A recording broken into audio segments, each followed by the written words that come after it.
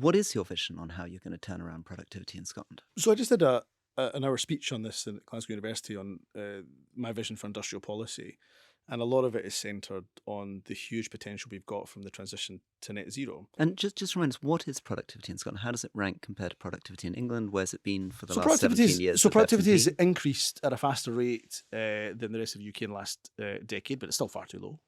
It's nowhere near where we need it to be.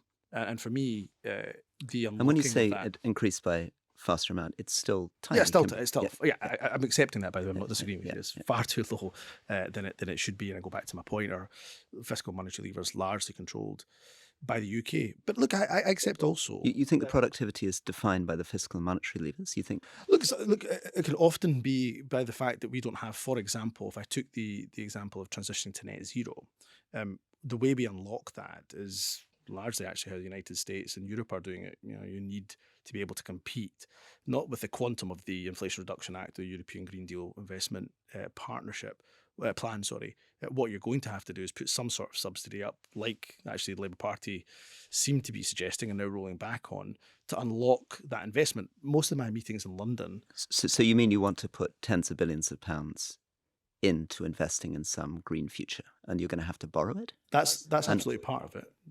And you're frustrated because you can't borrow tens of billions We of can't pounds. borrow even close to tens of billions of And you pounds. think Britain would be able to suddenly borrow that money in its current financial situation? Yes, I think they should absolutely prioritise that. Remember, of course, politics is about choices, and then you can make those choices when you're in government. Now, whether you have to borrow, whether you have to look at taxation. In Scotland, we've taken a different route on taxation, where those who earn the most, like First Ministers, pay a little bit more because we need to invest in our public services. Whatever choices you have to make, But your you instinct have is to look at the longer term. your instinct is if you borrowed more or taxed more, got more money, and the government pushed that money in the way that Europe or the US has done, you'd be able to get productivity turned around. I don't doubt that would have a significant impact on our economy, including in terms of productivity. I don't doubt it for a minute because again, the meetings that I've had throughout the entire course of yesterday with some of the biggest investors in the world, and many of them have a footprint in Scotland already, or BlackRock's, JP Morgan's, Morgan Stanley's, Barclays, all big investors globally, and all of them have an interest in investing in Scotland due to the climate renewable potential. Our difficulty, and there's things that the Scottish Government absolutely can do, and we have some recommendations from an investor panel, but ultimately the key message that keeps coming back is, well, look, why would we invest in the UK when we're getting subsidy incentives in the United States or in European capitals? Alex, Nicola. I'm curious why Rory's making the Yeah, no, face. I'm making a face because it doesn't sound to me like productivity. I mean, it sounds to me like these people are saying we can get free money from these other governments. But what I was expecting you to do is much more what you hear from Andy Burnham or Andy Street, which is laying out concrete detailed plans on how to improve productivity in their regions. And I was expecting you to talk much more about skills. I was expecting you to talk much more about specific forms of industrial strategy. This idea that somehow what's holding back productivity is the inability to find tens of billions of pounds, which incidentally, I don't think Britain could borrow.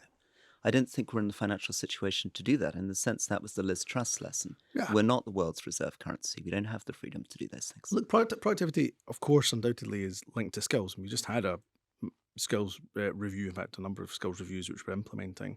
And actually, again, when I come back to this whole point of my trip to London, for example, the entire reason why we're trying to attract, or one of the big incentives to attract investment into Scotland, is that ecosystem that exists. So if you look at some of the work that's been done by Sandy Begbie, well-known Scottish financial enterprise, it talks about that ecosystem. Scotland's advantage as a small country means that you can bring industry, higher education, further education, and government together in order to try to deal with some of these skills issues and grow your own, make sure you've got the right workforce for the industry of the future. What we've also said, and this is something the Scottish Government under the SNP I don't think has said before this budget, is we're going to have to look at the size of the public sector in Scotland. We're going to have to think about how we begin to make efficiencies and reduce the size and the scale of the public sector. So I can talk to you in this podcast in detail about what I think we can do, not just to help productivity, to boost economic growth, because I think economic growth is hugely important for a purpose. And that purpose is to reinvest back into our public services and to help us to have those targeted measures to reduce poverty, because poverty is still far too endemic right across the UK, including, of course, here in Scotland. So look, I can lay out in huge amounts of detail some of our plans around productivity. If you want to do another episode, we can go just on our economic plans. But I suppose I go back to the point I made to Alistair, which is, look, I'm far more comfortable talking about policy. A lot of the difficulty I think my party has faced in the last 10 months is it's issues that are not to do with policy that have been distracting us and causing us some challenge. Which brings me back to that question that you're desperate to ask. Well, just, you know,